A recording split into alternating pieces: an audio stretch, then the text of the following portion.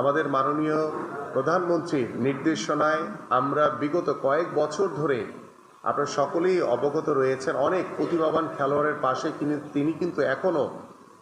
আমাদের সেই সহযোগিতা, আমাদের মাননীয় প্রধানমন্ত্রী সেই সহযোগিতা কিন্তু চলমান রয়েছে এবং এটি সবসময় ওই পরিবারগুলো, ওই ক্রীড়াবিদদের প্রতি আমাদের মাননীয় প্রধানমন্ত্রীর এই সহযোগিতা অব্যাহত থাকবে।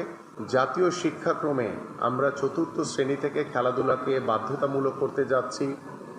পাশাপাশি আমাদের ঈদের পরপরই আমরা হয়তোবা মিডিল অফ এপ্রিল কিংবা এন্ড অফ এপ্রিলে গিয়ে আমরা সারা বাংলাদেশের উপজেলা পর্যায় থেকে শুরু করে জেলা, বিভাগীয় পর্যায় এবং জাতীয় পর্যায় পর্যন্ত আমরা নতুন করে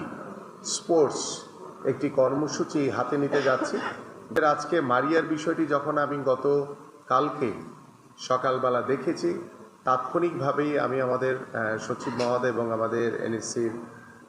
নির্বাহী পরিচালক আমাদের দৌলত সাহেবের সাথে কথা বলে তাৎক্ষণিকভাবে সিদ্ধান্ত নিয়েছি এবং আমি আমাদের মাননীয় প্রধানমন্ত্রীকে বিষয়গুলো অবগত করেছি এবং তিনি সবসময়, আপনারা জানেন যে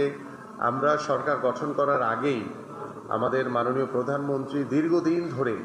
যখনই কোনো খেলোয়াড় কোনো অসহায় অবস্থায় তার জীবন চলছিল,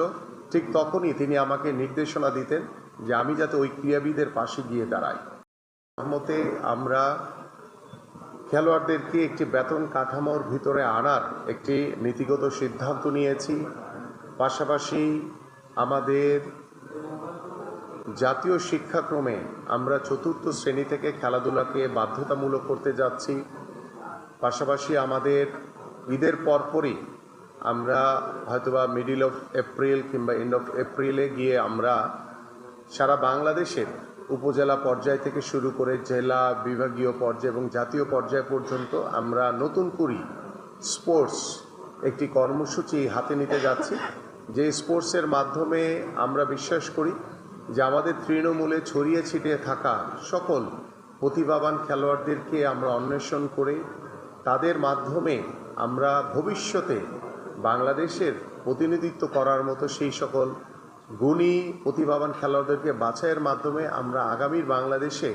ক্রীড়াঙ্গনের একটি পরিবেশ এবং ক্রীড়াঙ্গনের একটি বাংলাদেশ গড়ে তোলার জন্য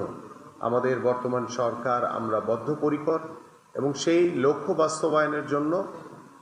আজকে আপনারা যারা ক্রীড়া সাংবাদিক এখানে উপস্থিত হয়েছেন, আমি আপনাদের কাছে সবসময় সহযোগিতা চাই।